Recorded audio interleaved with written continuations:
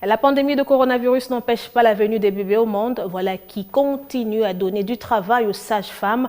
Le rôle de ce personnel de santé pendant cette période de lutte contre la Covid-19 est très important. Les chiffres démontrent la différence de la qualité de soins entre les endroits où les accouchements se déroulent sans ou avec l'intervention de sages-femmes. De ces chiffres qui parlent ont besoin d'amélioration. Le plaidoyer a été fait ce 5 mai. Investir dans la sage-femme pour sauver des vies, un impératif majeur en République démocratique du Congo, où malgré les avancées dans la réduction de la mortalité maternelle, 639 femmes perdent la vie sur 100 000 naissances. Les chiffres parlent d'eux-mêmes. Investissez dans les sages-femmes, un thème interpellateur pour garantir les droits à la santé sexuelle et reproductive des filles et femmes en RDC. Le ministre de la Santé publique, venu honorer les sages-femmes à l'occasion de la journée internationale leur dédiée, a annoncé la cartographie des sages-femmes pour une affectation rationnelle à travers le pays. Avec le leadership des honorables députés et sénateurs, je soutiens les efforts de la Société congolaise de la pratique sage-femme pour l'aboutissement heureux du projet de loi portant réglementation et fonctionnement de l'ordre des sages-femmes, qui, tel que déjà évoqué, se trouve aujourd'hui aligné à la session en cours de l'Assemblée nationale.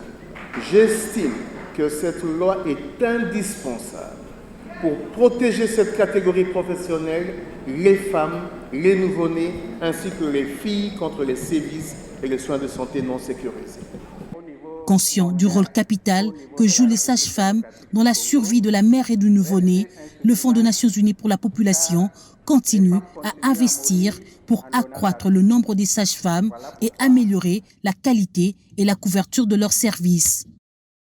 Des investissements importants sont nécessaires pour accroître le nombre de sages-femmes et améliorer la qualité de la couverture de leurs services.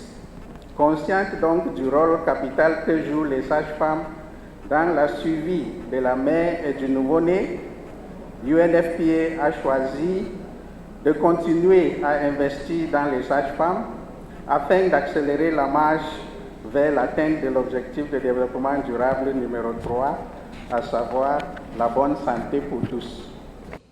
Cette journée qui motive et met en avant le rôle primordial des sages-femmes est aussi pour elles une occasion de faire un plaidoyer pour la réglementation de leur profession. Et quand on dit par exemple il faut mettre la personne qu'il faut à la place qu'il faut, on ne sent pas la sage-femme dans son champ. C'est ce qu'on a fait comme plaidoyer. Je pense que comme il y a la présence du ministre qui est nouveau, donc il est entré dans les bains, je pense qu'on aura gain de cause par rapport à ça.